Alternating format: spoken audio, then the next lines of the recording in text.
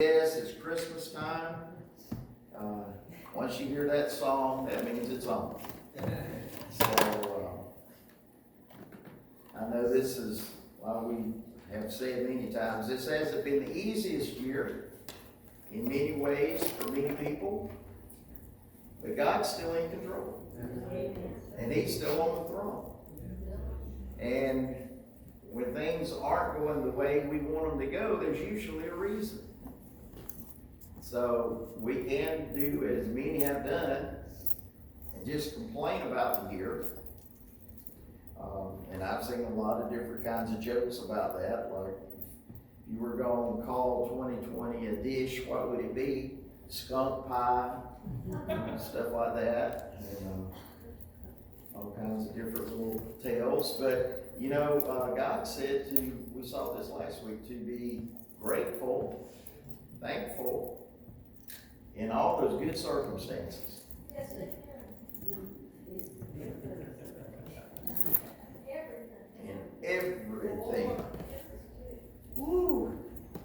Because, rejoice, pray, give thanks, because this, in all circumstances, because this is the will of God for you. And so, you know, no matter how you look at it, if you look at it from the perspective of the rejoicing, praying, and giving thanks is the will of God, true. Or if you want to emphasize the end of that and say, rejoice, pray, and give thanks because the circumstances are the will of God. Either way is true. And the admonition is the same, to give thanks. And like I said last week, now I know if you haven't been prone to do this or made a habit of this, I'm wasting my time to say jump into the deep end of the pool and be thankful for things that you aren't really thankful for. So we'll just start with the easy step of giving thanks for things you are thankful for. And sometimes we forget to do. And once you've mastered that, then move on to that next one. Because ultimately, God's taken us to that next one, where we're thankful in all circumstances. And I can't say I'm there. Maybe some of you are there. John D's probably there, but I'm not there. I'm still back at step one. I'm thankful for the good stuff. I haven't made it yet to thankful for the bad stuff. Well, I'm thankful in the bad stuff. I'm not thankful for it. Oh, okay. Are we splitting hairs there? Well, when you get in my shape, you split them.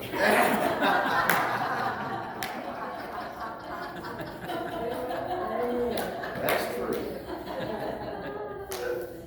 Well, today I want to wrap up our little series we've done on the reasons why the Christian life doesn't seem to work.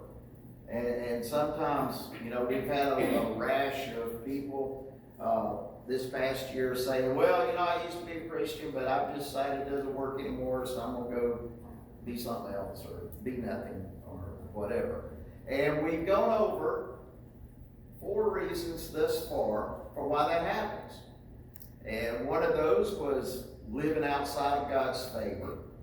And that happens when we're living in disobedience against God, when we're, as the psalm says, if I harbor sin in my heart, He will not hear me. So if we're given safe harbor to sin in our life, we're cutting off our fellowship with God. Now that doesn't mean that you're lost, but it means you're not having fellowship. The second one was sitting in the wrong chair. Y'all remember when we did that one? And we had the 3 chairs up front, and we used the picture of the tabernacle, and the fact that there's some people who are perfectly content to be in the complex, meaning they've received Christ, they are saved, but the outer court's as far as they want to go. They don't have any desire to go any farther in because they like, you know, outer court is sin consciousness. And so they like being out here close enough to the entrance to where they can try to live in both worlds. And they want to maintain life outside of the temple, outside the tabernacle, which is living worldly, living according to what the flesh wants and everything else. But they don't want to just be stuck there. They want to have one foot inside. And so they live in this, what we used to call carnal state, or backslidden state, or rebellious state. And because of that, they live eternally sin conscious. I mean, that's, every time you talk to them, they'll be quick to bring up, I've sinned 1,000 times today. Well, my goodness. You know, get saved. I don't know. You're still sinning 1,000 times a day. But in their thinking, what really is at the core of that is the belief that I can't help but fail. That's just all. I mean, that's just part of it. I can't help but fail. Now, I can give it a noble try every now and then to just will my way to not sin. But when I'm willing my way not to commit one sin, I end up committing two. And it's because they're living out here where the sin consciousness is. But then you got other people who say, well, I don't want that. I don't want that. I want to get closer to God. And so they get in the holy place. And in the holy place is where the priest hung out. And that's where the daily rudiments of religion took place.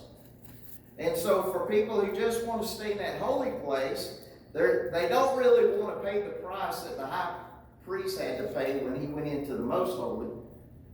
But they don't want to be counted among those who are living carnal either. They want to stay right there in the middle to where they can keep God happy, but not get too serious about this thing. And so people who stay there tend to be very duty conscious, very religious minded, competitive.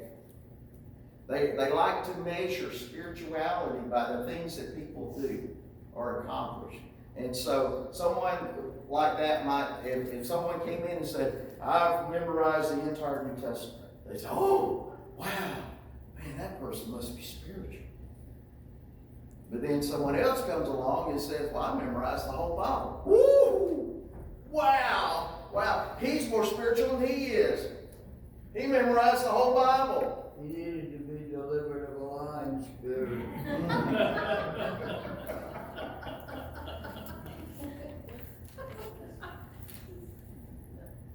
You get the gist. And not only is the competitive thing there to measure other people's spirituality, but they use it to feel better about themselves. Well, you know, I'm not perfect, but I'm more perfect than so-and-so. I mean, have you looked at their life lately? And they're real quick to point out where they're missed it and forget the state of their own life, where they're missing. But it's easy to do that because they're assured that where they're missing is not near as bad as where those folks are missing. So that's living in the middle. It's just the rudiments of religion. What can we, you know, who's most spiritual? Who's the purest in here? Am I purer than you? Am I more spiritual than you? We're in a competition here. Because ultimately, whoever comes out on top is the one most pleasing to God. And then there's the most holy place, where in the tabernacle only the high priest could go there once a year.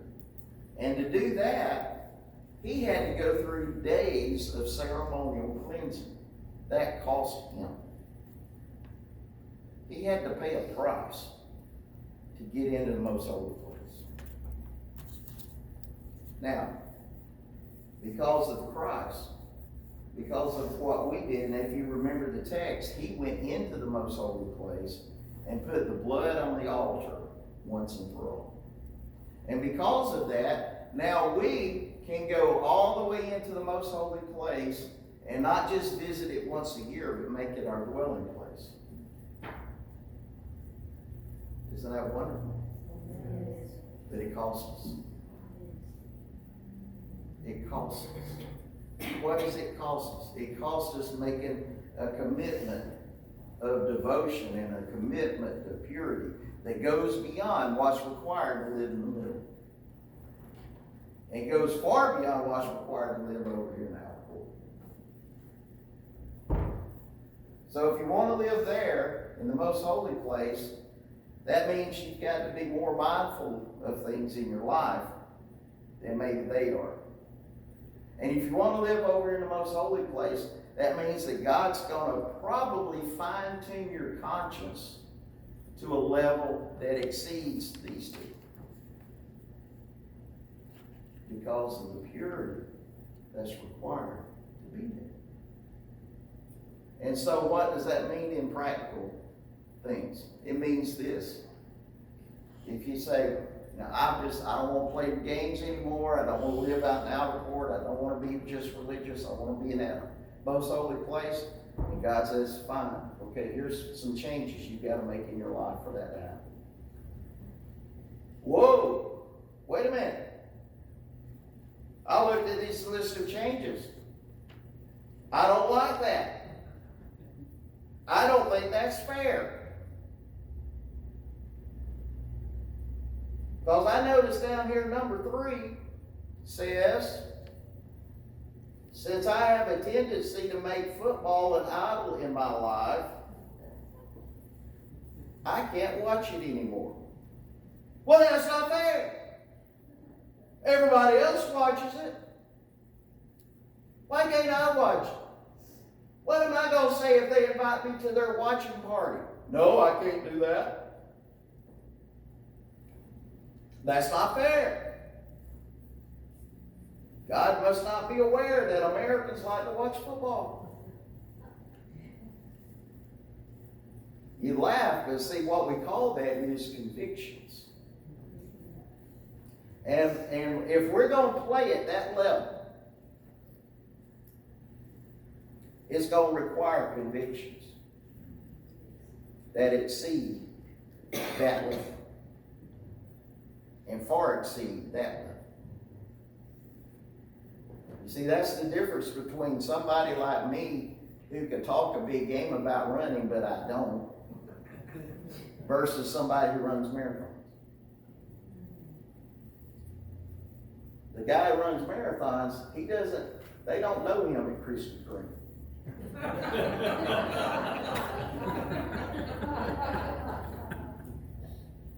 He's not customer of the month at Wool's. They haven't named a pastry after him at Dunkin'.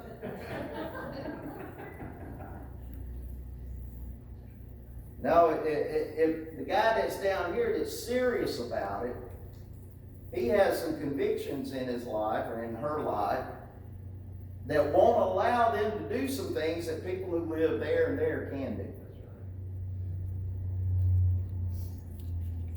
And they have those convictions because they understand this is what's required to achieve the goal.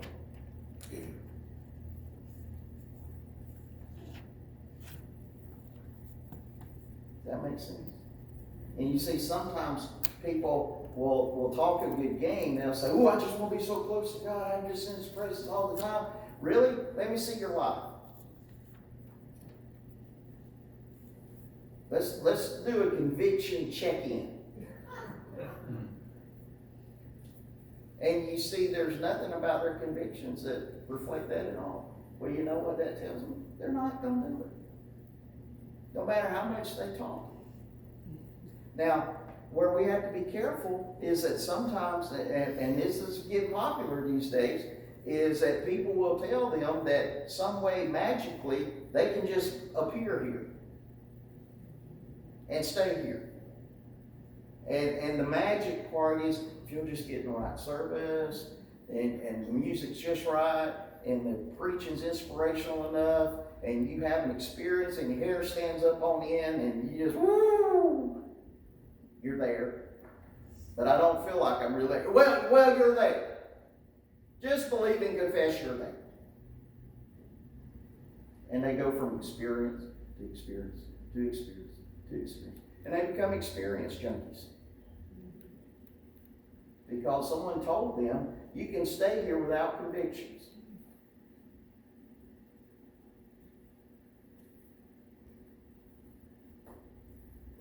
You can't. And so that's That's one of our reasons why people complain it doesn't work.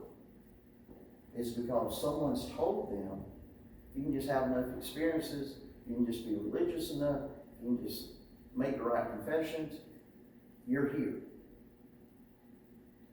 But I don't really feel like I'm here. But you're here. When in reality, it's not working because they're not really here. They're over there. Does that make sense at all? Yes. And that's why we're frustrated.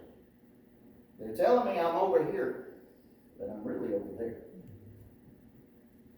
And what makes matters worse is when they're told there is no over there. Everybody's here. And that's not true. All right, that was number what? Number 2? Ooh, I thought I had no part. Number 3, not invest in what God has entrusted to us. Okay, so we talked about that, about how God has blessed us with not only material possessions, but with gifts, with wisdom. In fact, the picture of the body of Christ is a picture of where each member supplies the other. But if we don't, we're like the servant who took the one little thing the master gave him and did what with it? Buried it. As far as the kingdom was concerned, he was a big zero. It wasn't enough that he was a servant. The master expected something of him. And when he did nothing with what he was given, he lost his servanthood. And so sometimes people get frustrated with the faith because they're not doing anything with what they've been given. And they're just sitting on it. They get all they can all they get, and sit on the can. Remember, that was our little thing that day. The reason they're frustrated, they're sitting on the can. You gotta get off the can and put it into practice. But if you don't get off the can, you're gonna stay frustrated. Because you're living contrary to the design of the Christian life. And when we live contrary to it, it's like me putting something together that you're going to rely on. You're going to be disappointed. And please don't ride a bicycle or something I put together. Because when I used to put them together, I always had parts left over. I still don't know where those parts went. But hey, it looked good to me. Only problem was, it went out the door not like it was designed. And so I know some people got hurt. I'm just glad the statute of limitations has run out. Number 4.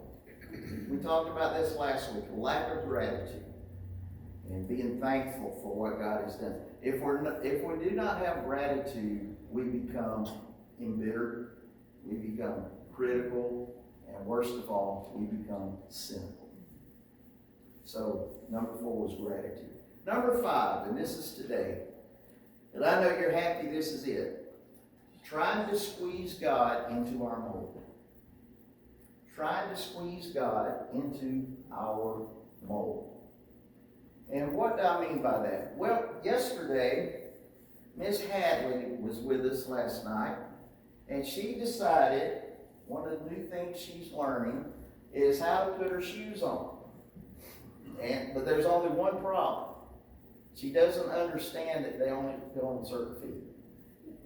And so she would just grab a shoe and she would stick it on the wrong foot. And she'd be pulling on it, banging it on the floor, and I just sat there and watched. And then after a while, she'd get frustrated with it, and she'd take it off and throw it. And see, sometimes that's what people do with God. They'll take God, they don't want the God of the Bible. They want a God who fits what they want God to be. And so it's like putting on shoes that don't fit. They get them on the wrong foot. And they'll try until eventually they get frustrated with it and throw it aside. So, where do we see this in the Bible?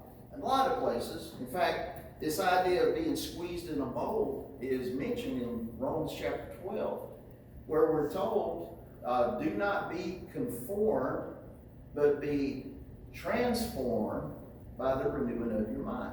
Do not be conformed to this world, but be transformed by the renewing of your mind. The word conformed there means squeezed into a mold.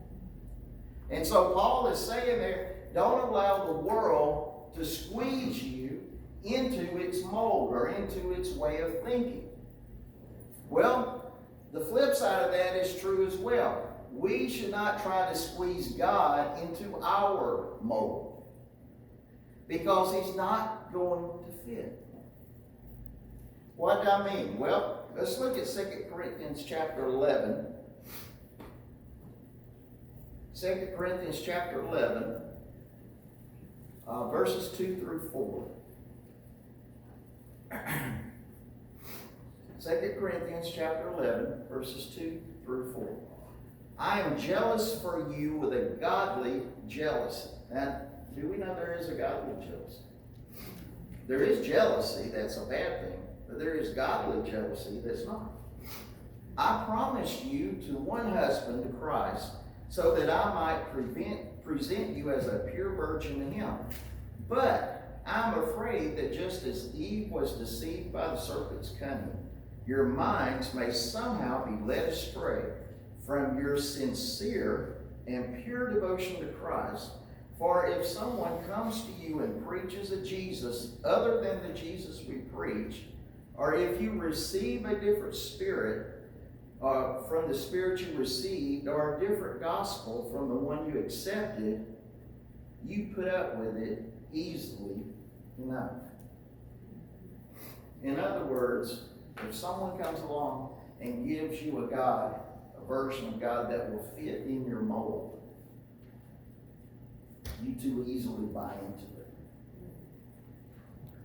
Now, we live in a culture today that tells people God will fit in your mold. Whatever that mold is. For some people, that mold is, I want a God who's just going to make me healthy, wealthy, and wise. For others, I want a God who's just going to fix all my problems. For others, I want a God who's there, but is there if I need him and doesn't get in my way if I don't. Or I want a God who just is so loving that everybody's good with God and he could care less about sin anymore. I mean, there's all kinds. I want the American God. I want who understands the American dream and is committed to the American dream as I am. He has American values. I want that God that understands why churches cancel services on Super Bowl night. And he's good with it. I mean, I want a God who understands if it comes down to church or a fishing trip, that fishing trip's just going to have to win out. And he's good with it. I mean, he's okay with golf over gospel. That's good. I mean, you just pick your thing. All that, it all swirls around this same idea that God is one of us. And he's not. Let's see, if we buy into this other gospel about another Jesus, we get another spirit that goes with it. And that other spirit that goes with it convinces us that we have the real thing. And because we don't, guess what happens? We find ourselves miserable with God. And when we find ourselves miserable with God, we get frustrated. And that's when people say, well, there must not be anything to this God stuff because it's not working for me. And it's not working for them because they bought into an image of God that isn't true. It isn't real. You remember commandment number 2 was what? Do not make any graven images. I think we could add to that mental images. Because that's what we do when we try to force God into that mold, whatever we get into that mold pops out, and there's God right there. There's God. And it's not. It's false. And that's why it doesn't work. That's why it doesn't pay off. That's why when people call out to that God, heaven's silent. Because he's not real. It's a figment of the imagination. Now, some interesting things here in this passage that he brings out. First of all, he mentions godly jealousy. Well, godly jealousy means that to be concerned about the condition of someone who is drifting away from God. That's a godly jealousy. It isn't about I want. It's to have concern about, to the point you're willing to confront the person, to have concern about the condition of someone who's drifting away from God. And then the word, he said, I promised you to one husband. The word promise there means to betroth. Now, in that culture, betrothing was like in the Christmas narrative about Mary being the espoused wife of Joseph. What had happened there is a legal transaction had already taken place. That this marriage was going to take place at some point in the future, usually when the husband felt that he is sufficiently prepared to take on a wife financially, and that she agreed to not be involved with anyone else in the meantime. And so that's where someone who Paul said he was taking on this role of being one who promised them, the Corinthian Christians, to one husband. There would be a witness who would come alongside the future bride and would make sure to protect her image, to protect her purity, and to protect her reputation until the day of the wedding. So that if any charges were brought up against her, he could stand up and on her defense and say, no, it's not true. I was with her the whole time. That's why when the story of Mary letting Joseph finding out Mary was pregnant, it said Joseph wanted to put her away privately. That doesn't mean he wanted to send her off somewhere else. What that meant was to get out of this relationship that they had already created, this legal entity they'd already created, they had to receive a divorce, an annulment, if you will. Which meant, if he wanted to, since her sin, quote unquote, was against him, he could expose her publicly and make a big public spectacle of the whole thing.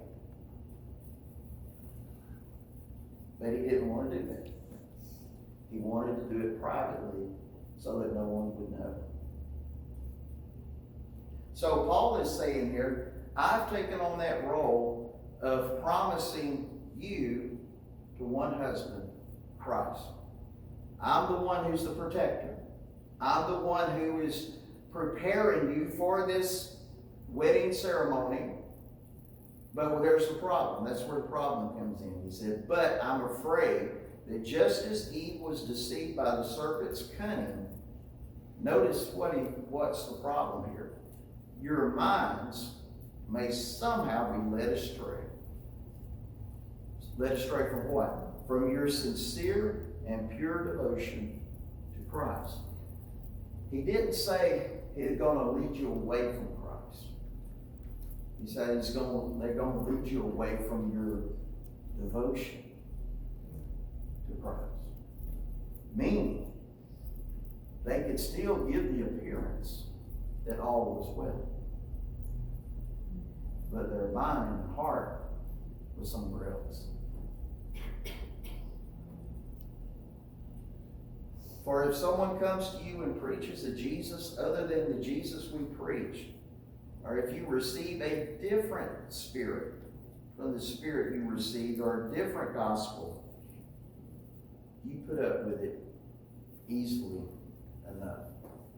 Now, why was he picking on Eve there when he mentioned this, that Eve was deceived? No, remember the context here is he's talking to the Corinthian Christians as if they are the bride of Christ. So he pulls in Eve as the original case where this happened, that she was deceived by the cunning of the enemy, and just as she was deceived by the cunning of the enemy, so were they. Now, what was so cunning about the way the enemy deceived Eve? Well, if you look at what happened in that encounter, what technique did the enemy use to deceive her that was so cunning? Did God really say?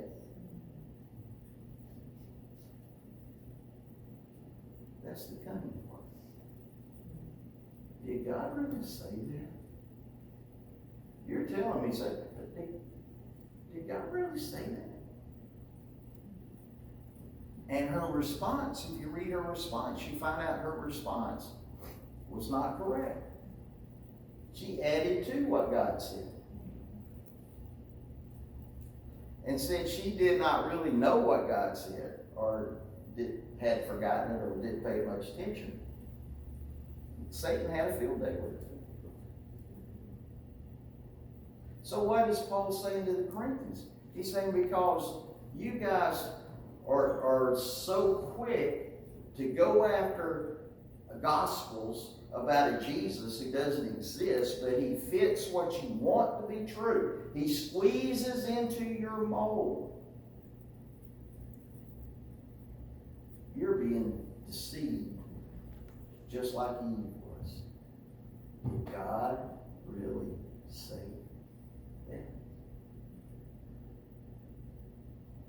The fact of the matter is, Paul said, you know what God said. I told you. But because it doesn't fit what you want to be true, you're trying to squeeze him into your mold.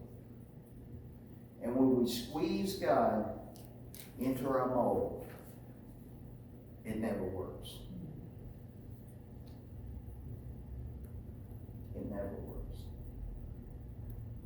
And see, that's where we are today. That's one of the reasons why people are getting so offended with God, and offended with Christians for that matter.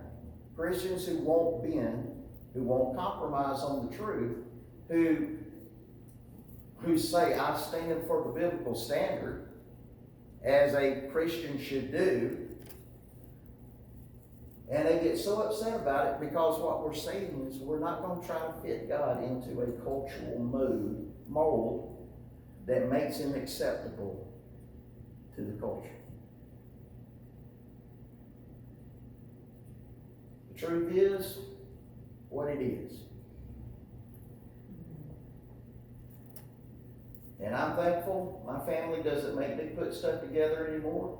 But I can remember the times when the kids were growing up, we would get them something, and Danita would drag in that big old box. Oh yes, some. That's the big word there, some. They should have said all assembly required.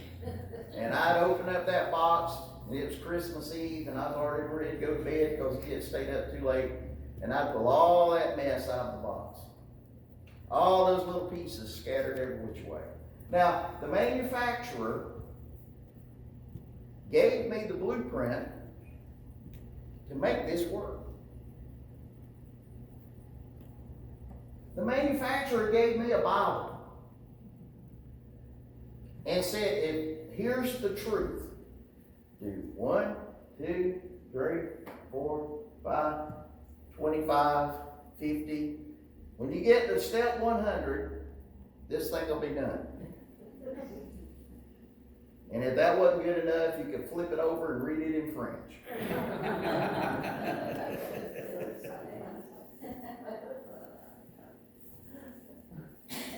And I'd take that thing, and I'd look through it, and I'd look at all those little pieces, I'd look at the clock.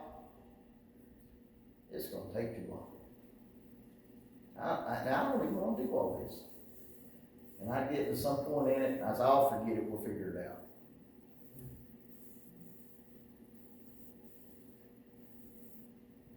So instead of going by the directions, I took that project and tried to squeeze it into my own mold of how I think it ought to be put together. The big problem was my ideas and the manufacturer's ideas didn't align. And so most of my kids' toys that I had put together never worked right. Because I wouldn't go by the directions. Now, I'm telling you, we've got a lot of people today, brothers and sisters in Christ, who for whatever the reason have taken the instruction manual for life and looked at, "Oh, I don't like that. I'll just do it my way." And they take God and they try to squeeze him into this mold. And at some point they think, "I finally got him in there. Finally got him in there." But what they fail to realize is all they really have now is an image of God. Not the real thing. And it doesn't work. If we want it to work, we've got to do it his way. If we want it to work, we've got to put life together his way. And if we're not willing to do it his way, it will never work. In fact, one reason why people who try to do it their way are always needing somebody to come along and help prop it up is because they're doing it their way. It's kind of like the lady I told you about used to come up every week, want prayer for her marriage, that her and her husband quit fussing so much. I didn't even have to pray about it. I said, "Well, if you want the fussing to stop, stop fussing." She didn't like that. Because she still wanted to be able to go a few rounds with him. And somehow that not turn out bad. She was squeezing God into that moment. But here's the sad part. You know why she was trying to squeeze God in there? Because somebody told her that would work. If she just believed in them, if she just made the right confessions, if she just said the right things, her and her husband could roll around in the yard fussing and fighting and carrying on, but it was just all going to turn out good someday. Someday, magic was going to happen. He was going to jump up from there and say, "Honey, stop. Let's just stop all this fussing and fighting. Let's just live in love and harmony from now on."